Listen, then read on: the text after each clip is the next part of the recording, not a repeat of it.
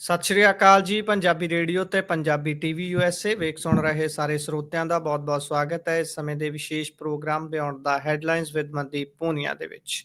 Programme 'ਚ ਦੇਸ਼ ਵਿਦੇਸ਼ ਦੇ ਨਾਲ ਜੁੜੀਆਂ ਹੋਈਆਂ ਖਬਰਾਂ ਉੱਪਰ ਚਾਨਣਾ ਪਾਈਦਾ ਹੈ ਤੇ ਇਹਨਾਂ ਖਬਰਾਂ ਦਾ ਵਿਸ਼ਲੇਸ਼ਣ ਕਰਨ ਦੇ ਲਈ ਸਾਥ ਹੁੰਦਾ ਹੈ ਸੀਨੀਅਰ ਪੱਤਰਕਾਰ ਮਨਦੀਪ ਪੂਨੀਆ ਜੀ ਦਾ। ਸੋ ਕਰਦੇ ਹਾਂ ਉਹਨਾਂ ਦਾ ਪ੍ਰੋਗਰਾਮ ਦੇ ਵਿੱਚ ਨਿੱਘਾ ਸਵਾਗਤ। ਬਹੁਤ-ਬਹੁਤ ਸਵਾਗਤ ਹੈ ਜੀ। ਜੀ ਸ਼ੁਕਰੀਆ। ਸਤਿ ਸ੍ਰੀ ਅਕਾਲ ਗੁਰਪ੍ਰੀਤ।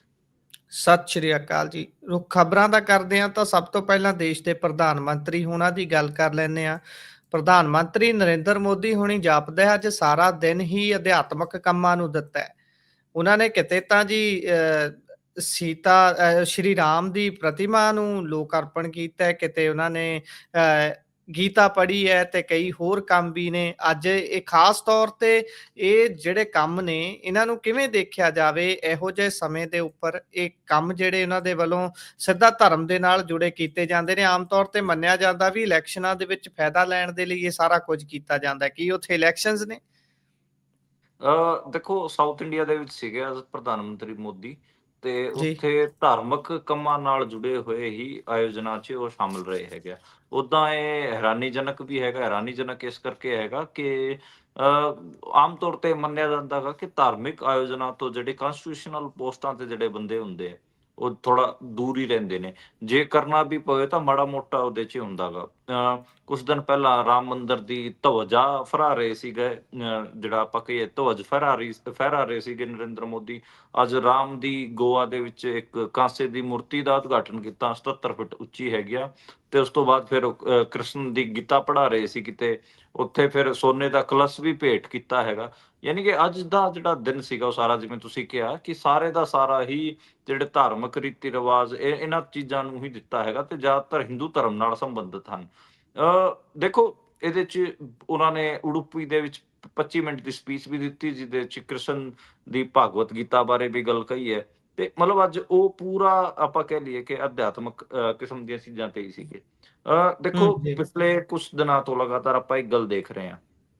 ਉਹ ਵਿਪਕਸ਼ ਦੇ ਆਗੂਆਂ ਨੂੰ ਲਗਾਤਾਰ ਐਂਟੀ ਹਿੰਦੂ ਡਿਕਲੇਅਰ ਕਰ ਰਹੇ ਨੇ ਤੇ ਆਪਣੇ ਆਪ ਨੂੰ ਇੱਕ ਵੱਡਾ ਸਪਿਰਿਚੁਅਲ ਅਧਿਆਤਮਿਕ ਕਿਸਮ ਦਾ ਬੰਦਾ ਘੋਸ਼ਿਤ ਕਰਨ ਦੀ ਕੋਸ਼ਿਸ਼ ਕਰ ਰਹੇ ਨੇ। ਦੱਸ ਵੀ ਰਹੇ ਨੇ ਕਿ ਉਹ ਕਿੱਡੇ ਵੱਡੇ ਰਾਮ ਭਗਤ ਹੈਗੇ ਆ, ਕਿੱਡੇ ਵੱਡੇ ਹਿੰਦੂ ਧਰਮ ਦੇ ਰਕਸ਼ਕ ਹੈਗੇ ਆ। ਤੇ ਜਿਹੜੇ ਬਾਕੀ ਨੇ ਆਪੋਜੀਸ਼ਨ ਪਾਰਟੀਆਂ ਵਾਲੇ ਨੇ, ਉਹਨਾਂ ਨੂੰ ਕਹਿ ਰਹੇ ਨੇ ਕਿ ਇਹ ਤਾਂ ਰਾਮ ਦਰੋਹੀ ਨੇ, ਜਿਵੇਂ ਦੇਸ਼ ਦਰੋਹੀ ਹੁੰਦੇ ਹੈਗੇ ਆ, ਉਵੇਂ ਰਾਮ ਦਰੋਹੀ ਨੇ। ਤਾਂ ਇਹ ਜੀ। ਇੱਕ ਬਦਲਾਅ ਦੇਖਣ ਨੂੰ ਮਿਲ ਰਿਹਾ ਹੈਗਾ। ਪਤਾ ਨਹੀਂ ਇਹ ਚੱਕਰ ਕੀ ਹੈ। ਇਹਦੇ 'ਚ ਕਈ ਸਾਰੇ ਲੋਕ ਤਾਂ ਥਿਊਰੀ ਇਹ ਵੀ ਦੇ ਰਹੇ ਨੇ ਕਿ ਉਹ ਆਪਣੇ ਆਪ ਨੂੰ ਕਲਕੀ ਭਗਵਾਨ ਦਾ ਜਿਹੜਾ ਰੂਪ ਅਵਤਾਰ ਹੈ ਉਹ ਦਿਖਾਉਣ ਦੀ ਕੋਸ਼ਿਸ਼ ਕਰ ਰਹੇ ਨੇ। ਕਈ ਲੋਕ ਇਹ ਕਹਿੰਦੇ ਨੇ ਕਿ ਉਹਨਾਂ ਨੇ ਪਹਿਲਾਂ ਵੀ ਕਿਹਾ ਕਿ ਉਹ ਨੋਨ ਬਾਇਓਲੋਜੀਕਲ ਨੇ ਤੇ ਜੀ, ਉਹ ਉਸ ਫੀਲਿੰਗ 'ਚ ਵੀ ਹੈਗੇ ਆ ਕਿ ਉਹਨਾਂ ਨੂੰ ਲਾਰਜਰ ਦੈਨ ਹਿਊਮਨ ਬੀਇੰਗ ਮੰਨਿਆ ਜਾਵੇ। ਇੱਕ ਗੋਡ ਦੀ ਉਪਾਧੀ, ਇੱਕ ਉਹਨਾਂ ਦੇ ਨਾਂ ਤੇ ਮੰਦਿਰ ਤਾਂ ਬਣ ਚੁੱਕਿਆ ਹੈਗਾ ਉੱਦਾਂ। ਤੇ ਉਸ ਕਿਸਮ ਦੀ ਚੀਜ਼ਾਂ ਵੀ ਆਉਂਦੀਆਂ ਨੇ ਕਈ ਵਾਰ ਇਹ ਆਉਂਦੀਆਂ ਨੇ ਕਿ ਜਿਹੜੀ ਉਹ ਫਕੀਰੀ ਨੇ, ਆਪਣੀ ਜਿਹੜੀ ਉਹਨਾਂ ਦੀ ਫਕੀਰੀ ਅਧਿਆਤਮਿਕਤਾ ਹੈਗੀ ਆ, ਉਹਨੂੰ ਜ਼ਿਆਦਾ ਐਂਪਲੀਫਾਈ ਕਰਨਾ ਚਾਹੁੰਦੇ ਨੇ। ਤਾਂ ਇਹ ਚੀਜ਼ਾਂ ਨੇ। ਬਾਕੀ ਮੈਨੂੰ ਤਾਂ ਇਹ ਲੱਗਦਾ ਗਾ ਕਿ ਜੇ ਬੰਦਾ ਕੋਈ ਕਿਸੇ ਕਾਂਸਟੀਟਿਊਸ਼ਨਲ ਪੋਸਟ ਤੇ ਹੁੰਦਾ ਗਾ, ਉਹਨੂੰ ਘੱਟੋ ਘੱਟ ਧਾਰਮਿਕ ਆਯੋਜਨਾ ਵਿੱਚ ਜਾਣਾ ਚਾਹੀਦਾ। ਪਰ ਨਰਿੰਦਰ ਮੋਦੀ ਕੋਈ ਵੀ ਮੌਕਾ ਨਹੀਂ ਛੱਡਦੇ, ਖਾਸ ਕਰ ਮਤਲਬ ਧਾਰਮਿਕ ਆਯੋਜਨਾ ਨਾਲ ਰਿਲੇਟਿਡ। ਜੇ ਕਿਤੇ ਉਹਨਾਂ ਜੀ, ਨੂੰ ਰਾਮ ਮੰਦਿਰ ਦਾ ਉਦਘਾਟਨ ਕਰਨਾ ਹੋਵੇ, ਹੁਣ ਅੱਜ ਵੀ ਰਾਮ ਦੀ ਪ੍ਰਤਿਮਾ ਦਾ ਉਹ ਉਦਘਾਟਨ ਕਰ ਰਹੇ ਸੀ। 77 ਫੁੱਟ ਉੱਚੀ ਇੱਕ ਪ੍ਰਤਿਮਾ ਗੋਆ ਦੇ ਵਿੱਚ ਕੀਤੀ ਗਈ ਹੈਗੀ ਆ। ਤੇ ਇਹ ਚੀਜ਼ਾਂ ਜੀ। ਕਰਨ ਦੀ ਕੋਸ਼ਿਸ਼, ਤੇ ਹਰ ਸਪੀਚ 'ਚ ਉਹਨਾਂ ਦੇ ਸਪੀਚਿਸ ਤਾਂ ਤੁਹਾਨੂੰ ਪਤਾ ਹੀ ਹੈ, ਉਹ ਏਦਾਂ ਹੀ ਕਹਿੰਦੇ ਨੇ। ਜਿੱਥੇ ਵੀ ਜਾਣਗੇ ਉਹ ਉਸੇ ਥਾਂ ਦਾ ਨਾਂ ਲੈ ਕੇ ਕਹਿਣਗੇ ਕਿ ਮੇਰਾ ਇਸ ਥਾਂ ਨਾਲ ਬਹੁਤ ਤਗੜਾ ਬਹੁਤ ਸੰਬੰਧ ਹੈ। ਗੂੜਾ ਨਾਤਾ ਉਡੂਪੀ ਹੈ। 'ਚ ਸੀ, ਜੀ, ਉਡੂਪੀ 'ਚ ਸੀਗੇ, ਅੱਜ ਵੀ ਇਹ ਕਹਿ ਰਹੇ ਸੀ ਕਿ ਉਡੂਪੀ ਨਾਲ ਮੇਰਾ ਬਹੁਤ ਤਗੜਾ ਸੰਬੰਧ ਹੈ। ਗੋਆ 'ਚ ਵੀ ਉਹਨਾਂ ਨੇ ਕਿਹਾ ਕਿ ਉਹ ਬਹੁਤ ਗਹਿਰਾ ਸੰਬੰਧ ਹੈ। ਤੇ ਉਹ ਖੈਰ ਜੀ। ਇਹ ਗੱਲ ਹੈ। ਬਾਕੀ ਇਹ ਤਾਂ ਮਤਲਬ ਥੋੜਾ ਅਜੀਬ ਵੀ ਹੈ ਕਿ ਕਿੱਥੇ ਆਪਣੇ ਆਪ ਨੂੰ ਓਪੋਜੀਸ਼ਨ ਕਰਨ ਦੀ ਕੋਸ਼ਿਸ਼ ਕਰ ਰਹੇ ਨੇ।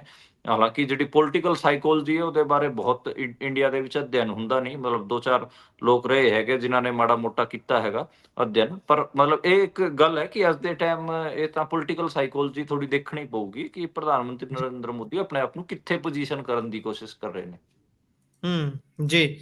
ਇਸ ਤੋਂ ਅਗਲੀ ਗੱਲ ਕਰਦੇ ਹਾਂ, ਅਗਲੀ ਖਬਰ ਤੇ ਜੇਕਰ ਚੱਲੀਏ ਤਾਂ ਰਾਹੁਲ ਗਾਂਧੀ ਹੁਣੀ ਦਿੱਲੀ ਦੇ 에ਅਰ ਪੋਲਿਊਸ਼ਨ ਨੂੰ ਲੈ ਕੇ ਸਵਾਲ ਚੁੱਕ ਰਹੇ ਨੇ। ਕਹਿੰਦੇ ਵੀ ਮੋਦੀ ਜੀ ਚੁੱਪ ਕਿਉਂ ਨੇ? ਵੈਸੇ ਤੁਸੀਂ ਦੱਸਤਾ ਹੈ ਕਿ ਮੋਦੀ ਜੀ ਹੋਣੀ ਤਾਂ ਦਿੱਲੀ 'ਚ ਹੈ ਹੀ ਨਹੀਂ ਤੇ ਉਧਰ ਉਹ ਕਹਿੰਦੇ ਨੇ ਵੀ ਮੈਨੂੰ ਮਾਵਾਂ ਕਹਿੰਦੀਆਂ ਨੇ ਕਿ ਬੱਚੇ ਸਾਡੇ ਜ਼ਹਿਰੀਲੀ ਹਵਾ ਦੇ ਵਿੱਚ ਵੱਡੇ ਹੋ ਰਹੇ ਨੇ, ਸੰਸਦ 'ਚ ਇਸ ਦੀ ਚਰਚਾ ਹੋਣੀ ਚਾਹੀਦੀ ਹੈ। ਪਰ ਸੰਸਦ 'ਚ ਚਰਚਾ ਕੀ ਕਰੂ ਜੀ, ਜਦ ਕੋਈ ਮੂੰਹ ਖੋਲਣ ਨੂੰ ਹੀ ਨਹੀਂ ਤਿਆਰ। ਦੇਖੋ 1 ਦਸੰਬਰ ਤੋਂ ਵਿੰਟਰ ਸੈਸ਼ਨ ਸ਼ੁਰੂ ਹੋ ਰਿਹਾ ਹੈਗਾ ਤੇ ਅੱਜ ਜੀ 28 ਨਵੰਬਰ ਹੈਗੇ ਆ, ਮਤਲਬ 2-3 ਦਿਨ ਰਹਿ ਗਏ ਤੇ ਅੱਜ ਕਈ ਸਾਰੀਆਂ ਮਾਵਾਂ ਇਕੱਠੀਆਂ ਹੋ ਕੇ ਦਿੱਲੀ ਸ਼ਹਿਰ ਦੀਆਂ, ਐਨਸੀਆਰ ਦੀਆਂ, ਉਹ ਮਿਲੀਆਂ ਸੀ ਰਾਹੁਲ ਗਾਂਧੀ ਨੂੰ ਤੇ ਉਹਨਾਂ ਨੇ ਆਪਣਾ ਪ੍ਰੈਜੈਂਟੇਸ਼ਨ ਵੀ ਦਿੱਤਾ। ਉਹਦੀ ਵੀਡੀਓ ਵੀ ਰਾਹੁਲ ਗਾਂਧੀ ਨੇ ਸਾਂਝਾ ਕੀਤੀ ਹੈ।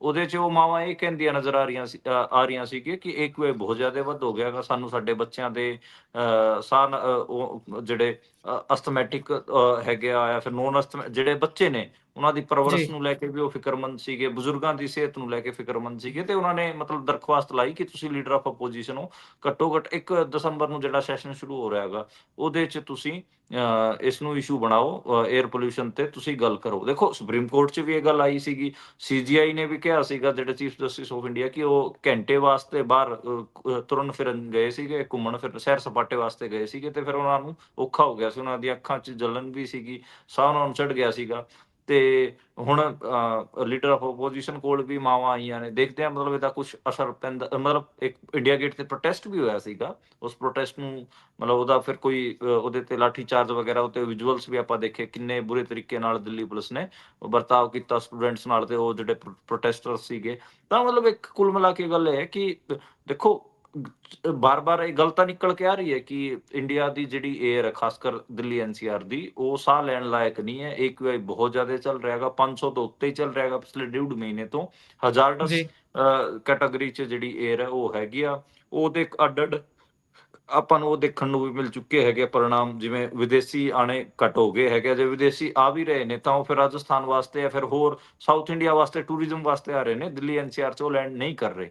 ਤਾਂ ਮਤਲਬ ਜੀ ਉਹ ਵੀ ਆਪਾਂ ਨੂੰ ਦੇਖਣ ਨੂੰ ਮਿਲ ਰਿਹਾ। ਈਵਨ ਜਿਹੜੀ ਵਰਲਡ ਬਾਕਸਿੰਗ ਚੈਂਪੀਅਨਸ਼ਿਪ ਹੋਈ ਸੀ ਉਹਦੇ 'ਚ ਵੀ ਇੰਟਰਨੈਸ਼ਨਲ ਖਿਡਾਰੀਆਂ ਨੇ ਬਾਈਕਾਟ ਕਰ ਦਿੱਤਾ ਸੀਗਾ।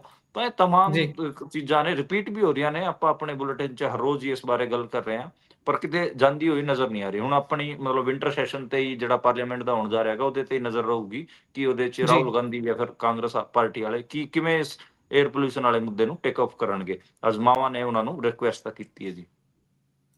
ਜੀ। ਇਸ ਤੋਂ ਅੱਗੇ ਜੇਕਰ ਆਪਾਂ ਅਗਲੀ ਗੱਲ ਕਰੀਏ ਤਾਂ ਪੁੱਠੇ ਸਿੱਧੇ ਹੋਣ ਵਾਲੇ ਬਾਬੇ ਰਾਮਦੇਵ ਦੀ ਕੰਪਨੀ ਪਤੰਜਲੀ ਦੀ ਗੱਲ ਕਰ ਲੈਂਦੇ ਆ।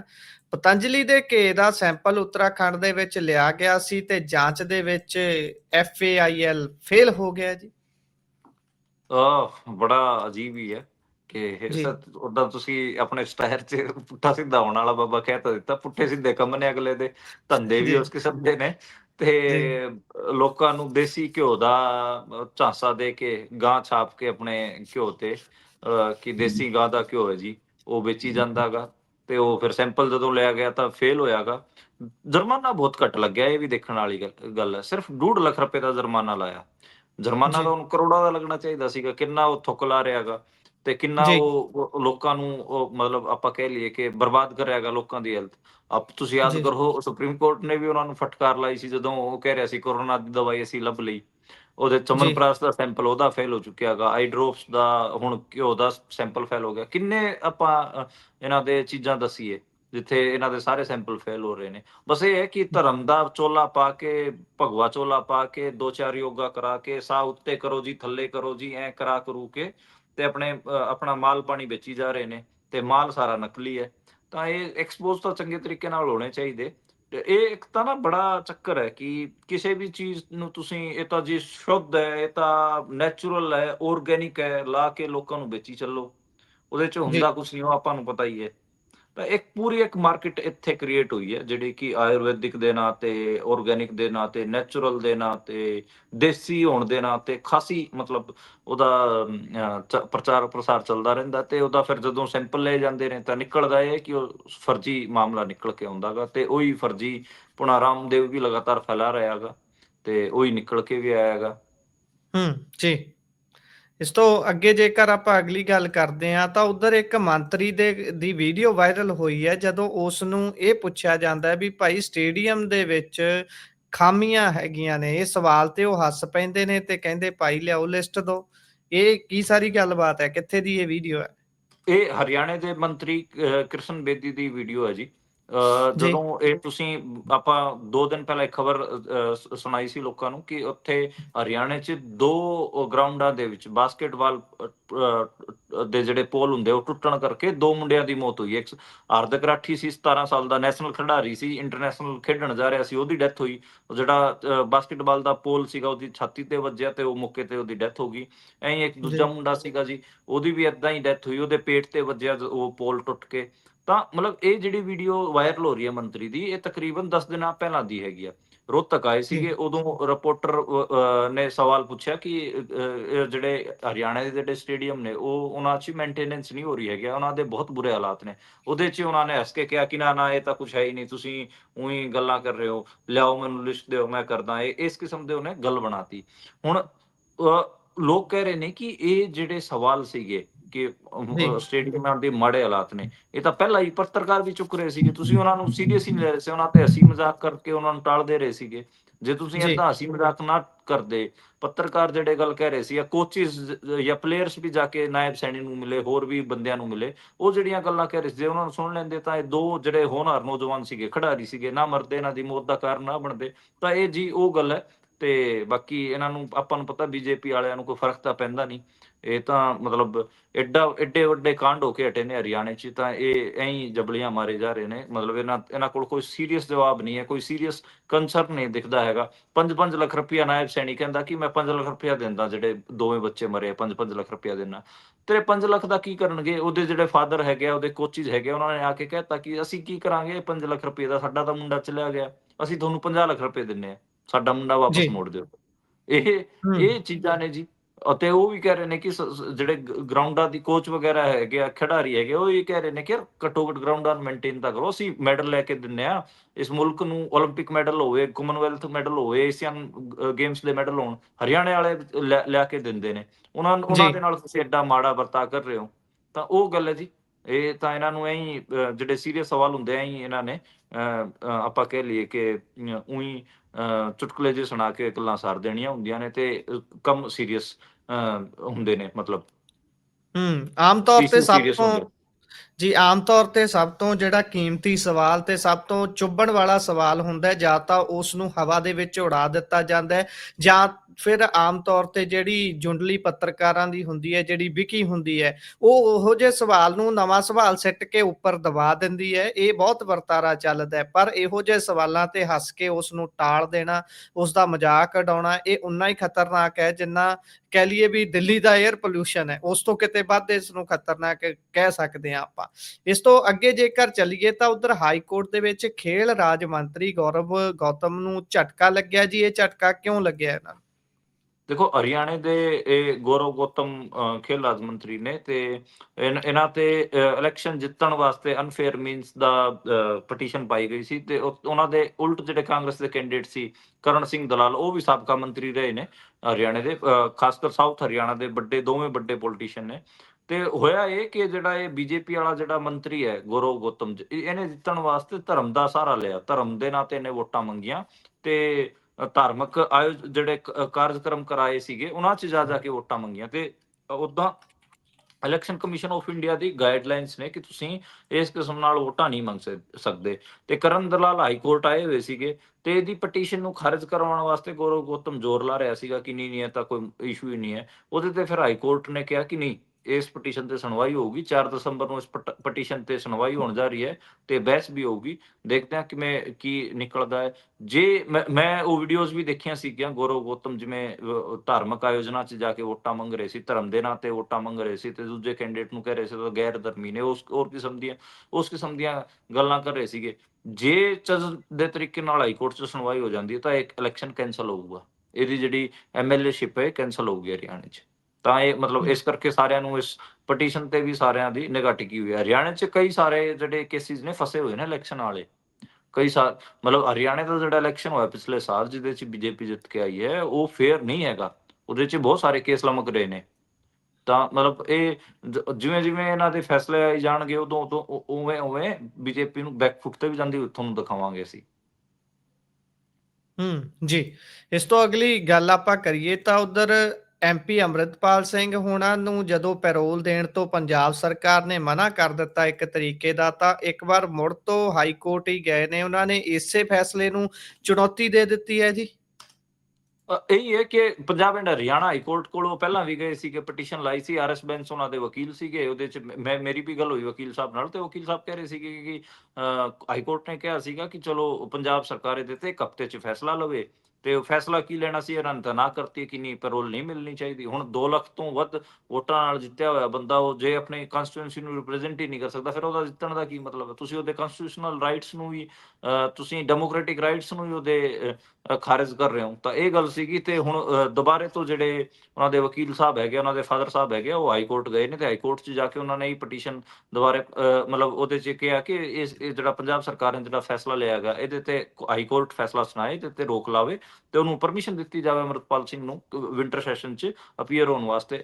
ਆਪਾਂ ਨੂੰ ਪਤਾ 1 ਦਸੰਬਰ ਤੋਂ ਲੈ ਕੇ 19 ਦਸੰਬਰ ਤੱਕ ਇਹ 19 ਦਿਨਾਂ ਦਾ ਵਿੰਟਰ ਸੈਸ਼ਨ ਹੋਣ ਜਾ ਰਿਹਾ ਹੈਗਾ। ਉਹਦੇ 'ਚ ਅੰਮ੍ਰਿਤਪਾਲ ਸਿੰਘ ਉਹਦੇ ਸ਼ਾਮਿਲ ਹੋਣਾ ਚਾਹੁੰਦੇ ਨੇ ਤੇ ਆਪਣੇ ਇਲਾਕੇ ਦੇ ਇਸ਼ੂਜ਼ ਨੂੰ ਰੇਜ਼ ਕਰਨਾ ਚਾਹੁੰਦੇ ਨੇ। ਮਤਲਬ ਇੰਨਾ ਸਿੰਪਲ ਹੈ ਸਾਰਾ ਮਾਮਲਾ। ਪਰ ਪੰਜਾਬ ਸਰਕਾਰ ਇਹਨੂੰ ਕੰਪਲੈਕਸ ਬਣਾ ਰਹੀ ਹੈ, ਇਹਨੂੰ law and order the issue ਬਣਾ ਰਹੀ ਹੈ। ਇਹਨੂੰ ਕਹਿ ਰਹੀ ਹੈ ਕਿ ਜੇ ਅੰਮ੍ਰਿਤਪਾਲ ਬਾਹਰ ਆਇਆ, ਇਹਨੂੰ ਪੈਰੋਲ ਦੇ ਦਿੱਤੀ ਗਈ, ਬੇਲ ਦੀ ਟੈਂਪਰੇਰੀ ਬੇਲ ਦੇ ਦਿੱਤੀ ਗਈ, ਤਾਂ ਇਹ ਪੰਜਾਬ 'ਚ ਦੰਗੇ ਭੜਕ ਜਾਣਗੇ। ਇਸ ਕਿਸਮ ਦੀ ਇਹਨੂੰ ਬਣਾ ਦੇ ਰਹੇ।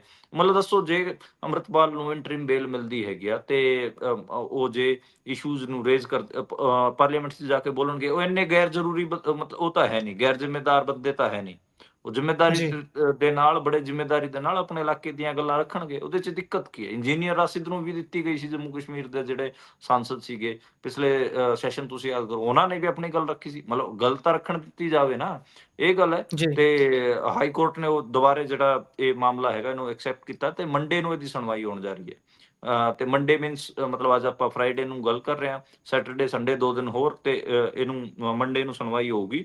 ਮੈਨੂੰ ਜੀ, ਲੱਗਦਾ ਗਾ ਕਿ ਹਾਈ ਕੋਰਟ ਵੱਲੋਂ ਇਸ ਵਾਰ ਇਹਨੂੰ ਰਾਹਤ ਦਿੱਤੀ ਜਾਊਗੀ। ਅੰਮ੍ਰਿਤਪਾਲ ਸਿੰਘ ਸ਼ਾਇਦ ਇਸ ਵਾਰ ਉਹਨਾਂ ਜੀ। ਨੂੰ ਮੌਕਾ ਮਿਲੂਗਾ, ਉਹਨਾਂ ਨੂੰ ਟੈਂਪਰੇਰੀ ਬੇਲ ਮਿਲੂਗੀ। ਮੈਨੂੰ ਲੱਗਦਾ ਗਾ ਕਿ ਉਹਨਾਂ ਨੂੰ ਮੌਕਾ ਦਿੱਤਾ ਜਾਊਗਾ ਪਾਰਲੀਮੈਂਟ 'ਚ ਬੋਲਣ ਦਾ। ਜੀ। ਅਗਲੀ ਗੱਲ ਜੇਕਰ ਕਰੀਏ ਤਾਂ ਤਰਨਤਾਰਨ ਬਾਈ ਇਲੈਕਸ਼ਨ ਬੇਸ਼ੱਕ ਨਿਬੜ ਚੁੱਕੀ ਹੈ, ਪਰ ਉੱਥੇ ਜਿਹੜੀ ਗੈਂਗਸਟਰਾਂ ਨੂੰ ਲੈ ਕੇ ਬਾਤ ਪਈ, ਉਸ ਨੇ ਕਹਿ ਲਈਏ ਵੀ ਫਲੋ ਟੁੱਟਣ ਦਾ ਇੱਕ ਵਾਰ ਵੀ ਮੌਕਾ ਨਹੀਂ ਦਿੱਤਾ। ਲਗਾਤਾਰ ਉਸ ਫਲੋ ਨੂੰ ਆਮ ਆਦਮੀ ਪਾਰਟੀ ਅੱਗੇ ਵਧਾ ਰਹੀ ਹੈ। ਇਹ ਕਹਿ ਰਹੀ ਹੈ ਵੀ ਪੰਜਾਬ ਦੇ ਵਿੱਚ ਗੈਂਗਸਟਰਵਾਦ ਹੈ, ਤੇ ਸ਼੍ਰੋਮਣੀ ਅਕਾਲੀ ਦਲ ਨੇ ਆਪਣਾ ਉਮੀਦਵਾਰ ਵੀ ਇੱਕ ਗੈਂਗਸਟਰ ਪਰਿਵਾਰ ਨੂੰ ਬਣਾਇਆ, ਅਤੇ ਇਸੇ ਦੇ ਚੱਲਦਿਆਂ ਉਹ ਗੱਲ ਹਾਲੇ ਤੱਕ ਚੱਲੀ ਜਾਂਦੀ ਹੈ। ਅਕਾਲੀ ਉਮੀਦਵਾਰ ਜਿਹੜੀ ਬੀਬੀ ਸੀ, ਉਹਨਾਂ ਦੀ ਲੜਕੀ ਜਿਹੜੀ ਕੰਚਨਪ੍ਰੀਤ ਹੈ, ਉਹ ਹੁਣ ਉਸ ਤੇ FIR ਵੀ ਹੋਈ ਸੀ, ਉਹ ਬਹੁਤ ਦਿਨਾਂ ਦੇ ਬਾਅਦ ਸਾਹਮਣੇ ਆਈ ਹੈ। ਪਹਿਲਾਂ ਇਹ ਦੱਸਿਆ ਜਾ ਰਿਹਾ ਸੀ ਵੀ ਸ਼ਾਇਦ ਉਹ ਵਿਦੇਸ਼ ਚਲੇ ਗਈ ਹੈ ਨੇਪਾਲ ਦੇ ਜ਼ਰੀਏ, ਪਰ ਇਹ ਕੀ ਗੱਲਬਾਤ ਹੈ ਜੀ? ਹੁਣ ਉਹਦੇ ਸਾਹਮਣੇ ਆਉਣ ਦੇ ਨਾਲ ਕੀ ਹੋਇਆ ਨਵਾਂ? ਦੇਖੋ, ਅਕਾਲੀ ਦਲ ਨੇ ਸੁਖਵਿੰਦਰ ਕੌਰ ਹੋਰਾਂ ਨੂੰ ਟਿਕਟ ਦਿੱਤੀ ਸੀ। ਉਹਨਾਂ ਦੇ ਬੇਟੀ ਨੇ ਕੰਚਨਪ੍ਰੀਤ ਕੌਰ, ਤੇ ਉਹਨਾਂ ਤੇ ਇਲੈਕਸ਼ਨ ਦੌਰਾਨ ਹੀ ਆਮ ਆਦਮੀ ਪਾਰਟੀ ਦੇ ਵਰਕਰਾਂ ਨੇ ਕਹਿ ਲਓ, ਜਾਂ ਫਿਰ ਆਮ ਆਦਮੀ ਪਾਰਟੀ ਵਾਲਿਆਂ ਨੇ, ਆਮ ਆਦਮੀ ਪਾਰਟੀ ਦੀ ਸਰਕਾਰ ਨੇ 4 FIR ਦਰਜ ਕਰਾਈਆਂ ਸੀ। ਉਹਦੇ 'ਚ ਉਹ FIR ਅੱਡ-ਅੱਡ ਕਿਸਮ ਦੇ, ਉਹਦੇ 'ਚ ਆਪਾਂ ਕਹਿ ਲਈਏ ਕਿ ਧਾਰਾਵਾਂ ਨੇ। ਇਹਦੇ 'ਚ ਅੱਜ ਪੁਲਿਸ ਨੇ ਪਹਿਲਾਂ ਤਾਂ ਇਸ ਕੁੜੀ ਨੂੰ ਡਿਟੇਨ ਕੀਤਾ, ਇਹਨਾਂ ਨੂੰ ਮਜੀਠਾ ਥਾਣੇ 'ਚ ਸੱਦਿਆ ਗਿਆ। ਉਸ ਤੋਂ ਬਾਅਦ ਫਿਰ ਸ਼ਾਮ ਹੁੰਦੇ ਖਬਰ ਨਿਕਲ ਕੇ ਆ ਚੁੱਕੀ ਸੀ ਕਿ ਉਹਨਾਂ ਨੂੰ ਗ੍ਰਿਫਤਾਰ ਕੀਤਾ ਗਿਆ, ਤੇ ਗ੍ਰਿਫਤਾਰ ਕਰਨ ਤੋਂ ਬਾਅਦ ਹੁਣ ਉਹਨਾਂ ਨੂੰ ਅੱਜ ਜੇਲ੍ਹ ਭੇਜ ਦਿੱਤਾ ਗਿਆ। ਤੇ ਦੇਖਦੇ ਹਾਂ ਕਿ ਮਤਲਬ ਉਹਨਾਂ ਨੂੰ ਅੱਗੇ ਉਹ ਆਪਣੀ ਬੇਲ ਵਾਸਤੇ ਅਪਲਾਈ ਕਰਨਗੇ, ਤੇ ਕੋਰਟ ਦੇ ਸਾਹਮਣੇ ਪੇਸ਼ ਕੀਤਾ ਜਾਊਗਾ। ਕੋਰਟ ਦੇਖਦੇ ਹਾਂ ਉਹਨਾਂ ਨੂੰ ਜੁਡੀਸ਼ੀਅਲ ਕਸਟਡੀ ਕਿੰਨੇ ਦਿਨਾਂ ਦੀ ਦਿੰਦੇ ਆ, ਪਹਿਲੇ ਤਰੀਕ ਤੇ ਹੀ ਉਹਨਾਂ ਨੂੰ ਬੇਲ ਦੇ ਦਿੰਦੇ ਆ, ਇਹ ਤਾਂ ਦੇਖਣ ਨੂੰ ਮਿਲਦਾ ਗਾ। ਹੁਣ ਅਕਾਲੀ ਦਲ ਇਸ ਨੂੰ ਇਸ਼ੂ ਇਹੀ ਬਣਾ ਰਿਹਾ ਗਾ ਕਿ ਜਿਹੜੇ ਪੋਲੀਟੀਕਲ ਅਪੋਨੈਂਟਸ ਨੇ ਆਮ ਆਦਮੀ ਪਾਰਟੀ ਦਾ, ਕਿਉਂਕਿ ਕਾਫੀ ਟਫ ਫਾਈਟ ਦਿੱਤੀ, ਦੂਜੇ ਨੰਬਰ ਤੇ ਅਕਾਲੀ ਦਲ ਉੱਥੇ ਰਿਹਾ ਹੈਗਾ, ਤੇ ਅਕਾਲੀ ਦਲ ਕਹਿ ਰਿਹਾ ਹੈਗਾ ਕਿ ਅਸੀਂ ਇਹਨਾਂ ਨੂੰ ਟਫ ਫਾਈਟ ਕੀ ਦਿੱਤੀ ਹੈ, ਸਾਨੂੰ ਹੁਣ ਸਾਡੇ ਤੇ ਉਹ ਕਰ ਰਹੇ ਨੇ, ਸਾਨੂੰ ਮਤਲਬ ਤੰਗ ਕਰ ਰਹੇ ਨੇ, ਤਾਂ ਜੀ, ਇਹ ਗੱਲ ਬਣਾ ਰਹੇ ਨੇ। ਦੇਖਦੇ ਹਾਂ ਮਤਲਬ ਇਹਦੇ 'ਚ ਬਣਦਾ ਕੀ ਹੈ। ਪਰ ਇਹ ਗੱਲ ਤਾਂ ਪੱਕੀ ਹੈ, 2027 'ਚ ਅਕਾਲੀ ਦਲ ਵਾਸਤੇ ਇਹ ਜਿਹੜੀ ਸੀਟ ਹੈ, ਇਹ ਕਾਫੀ ਮਤਲਬ ਸੌਖੀ ਹੋ ਸਕਦੀ ਹੈ। ਲੋਕ ਇਹ ਅੰਦਾਜ਼ਾ ਲਾ ਰਹੇ ਨੇ ਕਿ ਜਿੰਨਾ ਇਸ ਪਰਿਵਾਰ ਨੂੰ ਤੰਗ ਕਰਨਗੇ, ਕੰਚਨਪ੍ਰੀਤ ਨੂੰ, ਸੁਖਵਿੰਦਰ ਕੌਰ ਨੂੰ, ਉਹ ਉੱਥੇ ਇਹਨਾਂ ਦੀ ਸੰਪਤੀ ਵੀ ਉੱਥੇ ਓਨੀ ਵਧੂਗੀ। ਅੱਜ ਵਿਰਸਾ ਸਿੰਘ ਵਲਟੋਆ ਹੋਰ ਵੀ ਕਈ ਜਿਹੜੇ ਆਗੂ ਸੀਗੇ ਉਹ ਸਾਹਮਣੇ ਆਏ ਹੈਗੇ। ਇਵਨ ਸੁਖਬੀਰ ਬਾਦਲ ਹੋਰਾਂ ਨੇ ਵੀ ਇਸ ਤੇ ਟਵੀਟ ਕੀਤਾ ਹੈਗਾ। ਸੁਖਬੀਰ ਬਾਦਲ ਤਾਂ ਮਤਲਬ ਅਕਾਲੀ ਦਲ ਨੇ ਇੱਕ ਇਸ਼ੂ ਇਹ ਵੀ ਬਣਾ ਕੇ ਰੱਖਿਆ ਕਿ ਤਰਨਤਾਰਨ ਬਾਈ ਇਲੈਕਸ਼ਨ ਦੌਰਾਨ ਪੁਲਿਸ ਜਿਹੜੀ ਸੀਗੀ, ਪੰਜਾਬ ਪੁਲਿਸ, ਉਹ ਆਮ ਆਦਮੀ ਪਾਰਟੀ ਦੀ ਮਦਦ ਕਰ ਰਹੀ ਸੀਗੀ। ਉਹਦੇ 2 ਡੀਐਸਪੀਆਂ ਤੇ ਵੀ ਆਰੋਪ ਲਾਏ ਸੀਗੇ। ਈਵਨ ਐਸਐਸਪੀ ਨੂੰ ਵੀ ਚੋਣ ਆਯੋਗ ਤੋਂ ਜਾ ਕੇ ਸਸਪੈਂਡ ਕਰਾ ਦਿੱਤਾ ਸੀਗਾ ਤੇ ਐਸਐਸਪੀ ਨੂੰ ਲੈ ਕੇ ਵੀ ਰਵਜੋਤ ਕੌਰ ਜਿਹੜੇ ਉੱਥੇ ਐਸਐਸਪੀ ਸੀ, ਉਹਨਾਂ ਨੂੰ ਲੈ ਕੇ ਵੀ ਖਾਸੇ ਜਿਹੜੇ ਅਕਾਲੀ ਦਲ ਨੇ ਉੱਥੇ ਆਪਣਾ ਐਕਟਿਵਿਜ਼ਮ ਦਿਖਾਇਆ ਹੈਗਾ। ਤਾਂ ਦੇਖਦੇ ਹਾਂ ਮਤਲਬ ਇਹਦੇ ਚ ਬਣਦਾ ਕੀ ਹੈ। ਪਰ ਇਹ ਜ਼ਰੂਰ ਹੈ ਕਿ ਅਕਾਲੀ ਦਲ ਨੇ ਮਤਲਬ ਤਰਨਤਾਰਨ ਇਲੈਕਸ਼ਨ ਬਾਈ ਇਲੈਕਸ਼ਨ ਜੇ ਮੈਂ ਦੇਖਣਾ ਹੋ, ਮੈਂ ਆਪਣੇ ਤਰੀਕੇ ਨਾਲ ਐਨਾਲਾਈਜ਼ ਕਰਨਾ ਹੋਵੇ, ਤਾਂ ਸ਼ਾਨਦਾਰ ਜੀ। ਤਰੀਕੇ ਨਾਲ ਲੜਿਆ। ਠੀਕ ਠਾਕ ਆਮ ਆਦਮੀ ਪਾਰਟੀ ਨੂੰ ਤੰਗ ਕੀਤਾ ਹੈਗਾ ਤੇ ਹੁਣ ਆਮ ਆਦਮੀ ਪਾਰਟੀ ਸ਼ਾਇਦ ਮੈਨੂੰ ਲੱਗਦਾ ਹੈਗਾ ਕਿ ਉਹ ਹੀ ਬਦਲਾ ਅਕਾਲੀ ਦਲ ਦੇ ਆਗੂਆਂ ਤੋਂ ਲੈ ਰਿਹਾ ਹੈ। ਜੀ। ਇਹ ਬਦਲੇ ਲੈਣ ਦੀ ਜਿਹੜੀ ਭਾਵਨਾ ਹੈ, ਬਦਲੇ ਲੈਣ ਨੂੰ ਲੈ ਕੇ ਜਿਹੜੇ ਬਿਆਨ ਦਿੱਤੇ ਜਾਂਦੇ ਨੇ, ਇਹ ਵੀ ਲੈ ਬੈਠਦੇ ਨੇ, ਕਿਉਂਕਿ ਜਦੋਂ ਵੀ ਕਿਸੇ ਦਾ ਆਪਾਂ ਬਿਆਨ ਸੁਣਦੇ ਹਾਂ ਵੀ ਭਾਈ ਇਸ ਵਾਰ ਇਹ ਆਪਾਂ ਨੂੰ ਤੰਗ ਕਰ ਰਹੇ ਨੇ, ਸਾਡੇ ਬੰਦਿਆਂ ਤੇ ਪਰਚੇ ਕਰ ਰਹੇ ਨੇ, ਕੋਈ ਗੱਲ ਨਹੀਂ, ਇੱਕ ਵਾਰ ਸਰਕਾਰ ਆਉਣ ਦਿਓ। ਇਹ ਕੋਈ ਗੱਲ ਨਹੀਂ, ਇੱਕ ਵਾਰ ਸਰਕਾਰ ਆਉਣ ਦਿਓ ਤੋਂ ਕੀ ਭਾਵ ਹੈ? ਕੀ ਲੋਕ ਇਹ ਸਮਝਣ ਕਿ ਤੁਸੀਂ ਉਹਨਾਂ ਦੇ ਉੱਪਰ ਵੀ ਇਸੇ ਤਰੀਕੇ ਦੇ ਨਾਲ ਪਰਚੇ ਕਰੋਗੇ, ਇਸੇ ਦੇ ਨਾਲ ਤਰੀਕੇ ਨਾਲ ਤੰਗ ਕਰੋਗੇ? ਇੱਕ ਇਹ ਵੀ ਦੇਖੋ ਬਿਰਤੀ ਬਹੁਤ ਪਾਈ ਜਾਂਦੀ ਹੈ। ਦੇਖੋ ਟੋਨ ਤਾਂ ਰੀਜਨਲ ਪਾਰਟੀ ਜਿਹੜੀਆਂ ਹੁੰਦੀਆਂ ਨੇ, ਉਹਨਾਂ ਦੀ ਜੀ। ਇਸ ਕਿਸਮ ਦੀ ਤਾਂ ਟੋਨ ਰਹਿੰਦੀ ਹੈ, ਕਿਉਂਕਿ ਜਿਹੜੀ ਬੜੇ ਇਸ ਕਿਸਮ ਦੀ ਸੈਂਟਰਲਾਈਜ਼ ਹੋ ਕੇ ਜਿਹੜੀਆਂ ਪਾਰਟੀਆਂ ਕੰਮ ਕਰਦੀਆਂ ਨੇ, ਉਹਨਾਂ ਦੇ ਉਲਟ ਇੱਕ ਰੀਜਨਲ ਪਾਰਟੀ ਜਿਹੜੇ ਕਿ ਉਹਨਾਂ ਦਾ ਇੱਕ ਆਪਣਾ ਆਪਾਂ ਕਹਿ ਲਈਏ ਕਿ ਕਲਚਰਲ ਰਿਲੀਜੀਅਸ ਬਹੁਤ ਸਾਰੇ ਰੂਟਸ ਸੂਬੇ 'ਚ ਪਏ ਹੁੰਦੇ, ਤੇ ਉਹਨਾਂ 'ਚ ਖਿੱਚ ਤਾਂ ਚੜ੍ਹਦੀ ਹੈ ਕਿ ਅੱਛਾ ਕੋਈ ਨਹੀਂ, ਤੁਹਾਨੂੰ ਅਸੀਂ ਦੇਖਾਂਗੇ। ਤਾਂ ਉਹ ਖਿੱਚ ਤੋਂ ਵੀ ਬਹੁਤ ਸਾਰੀਆਂ ਚੀਜ਼ਾਂ ਮਤਲਬ ਆ ਰਹੀਆਂ ਹੁੰਦੀਆਂ ਨੇ ਉਹਦੇ 'ਚ। ਦੇਖੋ ਮੈਂ ਤਾਂ ਕਈ ਵਾਰ ਦੇਖਦਾ ਹਾਂ ਛੇੜ ਕੇ ਕਿਵੇਂ, ਤੇ ਉਹਦੇ 'ਚ ਜਿਹੜੇ ਕਹਿੰਦੇ ਦਿੱਲੀ ਵਾਲਿਆਂ ਨੂੰ ਅਸੀਂ ਦੇਖਾਂਗੇ, ਇਹਨਾਂ ਨੂੰ ਅਸੀਂ ਜੀ। ਟੱਕਰਾਂਗੇ, ਉਹ ਜੀ, ਫੀਲਿੰਗ ਵੀ ਜੀ। ਹੁੰਦੀ ਹੈ। ਤਾਂ ਉਸ ਫੀਲਿੰਗ ਤੋਂ ਵੀ ਬਹੁਤ ਸਾਰੀਆਂ ਚੀਜ਼ਾਂ ਆ ਰਹੀਆਂ ਹੁੰਦੀਆਂ ਨੇ। ਮਤਲਬ ਹੂੰ। ਕੱਲਾ ਇਹ ਨਹੀਂ, ਭਗਵੰਤ ਮਾਨ ਦੇਖੋ, ਭਗਵੰਤ ਮਾਨ ਨਾ ਜਦੋਂ ਅਕਾਲੀ ਦਲ ਦੀ ਸਰਕਾਰ ਸੀ, ਉਦੋਂ ਵੀ ਇਹਨਾਂ ਦੀ ਸਰਦਰਦ ਬਣਿਆ ਹੋਇਆ ਸੀਗਾ। ਹੁਣ ਉਹਦੀ ਸਰਕਾਰ ਆ ਗਈ ਹੈ, ਤਾਂ ਵੀ ਉਹਨਾਂ ਵਾਸਤੇ ਸਰਦਰਦ ਹੈਗਾ। ਤਾਂ ਉਹ ਜੀ। ਭਗਵੰਤ ਮਾਨ ਦੀ ਤਾਂ ਹੋਰ ਖਿਝ ਨਿਕਲਦੀ ਹੈ। ਹੁਣ ਅਰਵਿੰਦ ਕੇਜਰੀਵਾਲ ਹੋਰੀ ਆ ਗਏ ਤੇ ਮਨੀਸ਼ ਸਿਸੋਦੀਆ ਹੋਰੀ ਆ ਗਏ, ਉਹ ਵੀ ਬੈਠੇ ਹੋਏ ਨੇ, ਕਹਿੰਦੇ ਠੀਕ ਹੈ ਭਗਵੰਤ ਮਾਨ ਤਾਂ ਸਮਝ ਆਉਂਦਾ, ਇਹ ਹੋਰ ਆ ਕੇ ਸਾਡੇ ਤੇ ਮਤਲਬ ਰਾਘਵ ਚੱਡਾ ਹੋ ਗਿਆ, ਤਾਂ ਉਹ ਇੱਕ ਖਿਝ ਨਾ ਡਬਲ ਹੋ ਜਾਂਦੀ, ਡਬਲ ਟ੍ਰਿਪਲ। ਤਾਂ ਉੱਥੋਂ ਫਿਰ ਜੀ, ਬੰਦਾ ਜੀ। ਐਕਟ ਕਰਦਾ, ਅਸੀਂ ਕੋਈ ਨਹੀਂ ਟੱਕਰਾਂਗੇ ਤੁਹਾਨੂੰ ਵੀ। ਉਧਰ ਕੈਨੇਡਾ ਦੇ ਵਿੱਚ ਜਿਹੜਾ ਕਪਿਲ ਸ਼ਰਮਾ ਨੇ ਇੱਕ ਕੈਫੇ ਖੋਲਿਆ ਸੀ, ਅੱਜ ਕੁਝ ਦਿਨ ਹੀ ਹੋਏ ਸੀ ਕੈਫੇ ਖੋਲੇ ਨੂੰ, ਤੇ ਉਸ ਤੇ ਫਾਇਰਿੰਗ ਹੋ ਗਈ ਸੀ। ਹੁਣ ਉਹ ਫਾਇਰਿੰਗ ਕਰਨ ਵਾਲਾ ਜਿਹੜਾ ਕਹਿੰਦੇ ਦੋਸ਼ੀ ਹੈ, ਉਸ ਨੂੰ ਗ੍ਰਿਫਤਾਰ ਕੀਤਾ ਗਿਆ ਹੈ। ਹਾਂਜੀ, ਉਹ ਆਰੋਪੀਆਂ ਨੂੰ ਗ੍ਰਿਫਤਾਰ ਕੀਤਾ ਗਿਆ ਹੈਗਾ ਤੇ 8 ਜਿੰਦਾ ਕਾਰਤੂਸ ਉਹਨਾਂ ਕੋਲ ਲੱਭੇ ਹੈਗੇ ਆ। ਦਿੱਲੀ ਪੁਲਿਸ ਦੀ ਜਿਹੜੀ ਸਪੈਸ਼ਲ ਸੈੱਲ ਹੈ, ਉਹਨੇ ਅਰੈਸਟ ਕੀਤਾ ਹੈਗਾ ਤੇ ਇਹਦਾ ਨਾਂ ਦੱਸਿਆ ਜਾ ਰਿਹਾ ਹੈਗਾ ਬੰਧੂ ਮਾਨ ਸਿੰਘ, ਤੇ ਇਹ ਗੋਲਡੀ ਢਿੱਲੋਂ ਦੀ ਗੈਂਗ ਦਾ ਹੈਂਡਲਰ ਦੱਸਿਆ ਜਾ ਰਿਹਾ ਹੈਗਾ। ਤੇ ਅੱਜ ਉਹਨੂੰ ਗ੍ਰਿਫਤਾਰ ਕੀਤਾ ਗਿਆ ਹੈਗਾ। ਲਗਾਤਾਰ ਜਿਹੜੀ ਗੋਲਡੀ ਢਿੱਲੋਂ ਨਾਲ ਜੁੜੀ ਹੋਈ ਜਿਹੜੀ ਗੈਂਗ ਹੈ, ਉਹਦੇ ਤੇ ਕਾਰਵਾਈਆਂ ਚੱਲ ਰਹੀਆਂ ਨੇ, ਤੇ ਦੇਖਦੇ ਹਾਂ ਇਹਦੇ ਚ ਬਣਦਾ ਕੀ ਹੈ। ਉਹਨੇ ਜਿਹੜਾ ਬੰਧੂ ਮਾਨ ਸਿੰਘ ਹੈਗਾ, ਬੰਧੂ ਮਾਨ ਸਿੰਘ ਸੇਖੋਂ, ਉਹਦੀਆਂ ਫੋਟੋਆਂ ਵੀ ਮੈਂ ਦੇਖ ਰਿਹਾ ਸੀਗਾ, ਉਹ ਪ੍ਰੋਪਰ ਉਹਨੇ ਗੰਨਾਂ ਨਾਲ ਫੋਟੋਆਂ ਪਾਈਆਂ ਹੋਈਆਂ ਸੀ। ਆਪਣੇ ਆਪ ਨੂੰ ਹੈਂਡਲ ਮਤਲਬ ਕਾਲਸ ਵੀ ਉਹਨੇ ਬਹੁਤ ਸਾਰੇ ਵਪਾਰੀਆਂ ਨੂੰ, ਹੋਰਾਂ ਨੂੰ ਕੀਤੀਆਂ ਹੋਈਆਂ ਸੀ। ਦੇਖਦੇ ਹਾਂ ਇਹਦੇ ਵਿੱਚ ਬਣਦਾ ਕੀ ਹੈ। ਤੇ ਕਪਿਲ ਸ਼ਰਮਾ ਦੇ ਕੈਫੇ ਤੇ ਉਹਨੇ 3 ਵਾਰ ਫਾਇਰਿੰਗ ਕੀਤੀ ਹੈ ਜੀ, ਇਹ ਦੱਸਿਆ ਜਾ ਰਿਹਾ ਹੈ। ਜੀ। ਉਧਰ ਅਗਲੀ ਜੇਕਰ ਗੱਲ ਕਰੀਏ ਤਾਂ ਅੱਜ ਪੰਜਾਬ ਰੋਡਵੇਜ਼ ਦੇ ਮੁਲਾਜ਼ਮਾਂ ਦੇ ਨਾਲ ਜੋ ਕੁਝ ਹੋਇਆ ਹੈ, ਉਹ ਸਭ ਨੇ ਦੇਖਿਆ ਕਿਸ ਤਰੀਕੇ ਝੜਪਾਂ ਹੋਈਆਂ। ਉਹ ਤੇਲ ਲੈ ਕੇ ਟੈਂਕੀਆਂ ਤੇ ਚੜੇ, ਬੱਸਾਂ ਤੇ ਚੜੇ, ਇੱਥੋਂ ਤੱਕ ਕਿ ਇੱਕ ਪੁਲਿਸ ਮੁਲਾਜ਼ਮ ਨੂੰ ਵੀ ਅੱਗ ਪੈ ਗਈ ਸੀ। ਉਹ ਮੌਕੇ ਤੇ ਗਨੀਮਤ ਰਹੀ, ਉਸ ਨੂੰ ਬਚਾ ਲਿਆ ਗਿਆ। ਐਸਐਚਓ ਖੁਦ ਆਪ ਝੁਲਸ ਗਿਆ ਸੀ।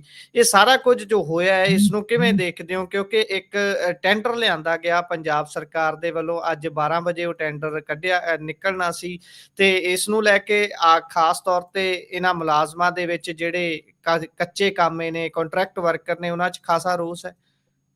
ਦੇਖੋ ਪੰਜਾਬ ਸਰਕਾਰ 1 ਕਿਲੋਮੀਟਰ ਸਕੀਮ ਲੈ ਕੇ ਆਈ ਸੀਗੀ ਪੀਆਰਟੀਸੀ ਵਾਸਤੇ। ਤਾਂ ਪੀਆਰਟੀਸੀ ਦੇ ਜਿਹੜੇ ਕਰਮਚਾਰੀ ਸੀਗੇ, ਇਹ ਅੱਜ ਹਰ ਜ਼ਿਲ੍ਹੇ ਦੇ ਵਿੱਚ ਸੜਕਾਂ ਤੇ ਉਤਰੇ ਸੀਗੇ। ਮਾਨਸਾ ਹੋਵੇ, ਸੰਗਰੂਰ, ਧੂਰੀ, ਬਟਲਾਡਾ, ਅੰਮ੍ਰਿਤਸਰ, ਜਲੰਧਰ, ਗੁਰਦਾਸਪੁਰ, ਸਾਰੇ ਕਿਤੇ ਇਹ ਜਿਹੜੇ ਹਰ ਜ਼ਿਲ੍ਹੇ ਦੇ ਹੈੱਡਕੁਆਰਟਰਸ ਤੇ ਇਹ ਦੇਖਣ ਨੂੰ ਮਿਲਿਆ। ਤੇ ਮੁਲਾਜ਼ਮ ਕਿਤੇ ਜਿਹੜੇ ਮੁਲਾਜ਼ਮ ਸੀ ਉਹ ਟੈਂਕੀਆਂ ਤੇ ਚੜੇ, ਕਿਤੇ ਉਹਨਾਂ ਨੇ ਆਪਣੇ ਤੇ ਪੈਟਰੋਲ ਲਾ ਕੇ ਅੱਗ ਲਾਉਣ ਦੀ ਕੋਸ਼ਿਸ਼ ਕੀਤੀ। ਉਹ ਸਾਰਾ ਕੁਝ ਚੱਲਿਆ। ਤੇ ਜਿਹੜੇ ਆਮ ਆਦਮੀ ਪਾਰਟੀ ਦੇ ਉਲਟ ਜਿਹੜਾ ਰੋਹ ਹੈਗਾ ਕਿ ਤੁਸੀਂ ਕਿਉਂ ਜਿਹੜਾ ਸਟੇਟ ਦਾ ਟਰਾਂਸਪੋਰਟ ਆ ਉਹਨੂੰ ਕਿਉਂ ਪ੍ਰਾਈਵੇਟਾਈਜ਼ ਕਰ ਰਹੇ ਹੋ, ਤੇ ਉਹਦੇ ਵਾਸਤੇ ਇਹ ਰੋਹ ਦੇਖਣ ਨੂੰ ਮਿਲਿਆ ਜਦੋਂ ਕਰਮਚਾਰੀ ਵੀ ਆਪਣੀ ਲੜਾਈ ਲੜ ਰਹੇ ਨੇ। ਤੇ ਇਹਨਾਂ ਦੇ ਜੂਹ ਤਾਂ ਰਹੇ ਨਹੀਂ ਰਹੀ ਓਦਾਂ ਅੱਜ ਇਹ ਕੋਈ ਮੇਨ ਸਟ੍ਰੀਮ ਖਬਰ ਨਹੀਂ ਬਣੀ। ਹਾਲਾਂਕਿ ਹਰ ਡਿਸਟ੍ਰਿਕਟ ਹੈਡਕੁਆਰਟਰ ਤੇ ਆਪਾਂ ਦੇਖਿਆ ਕਿ ਹਰ ਜ਼ਿਲ੍ਹੇ ਦੇ ਵਿੱਚ ਇਹ ਪ੍ਰਦਰਸ਼ਨ ਹੋਏ ਨੇ।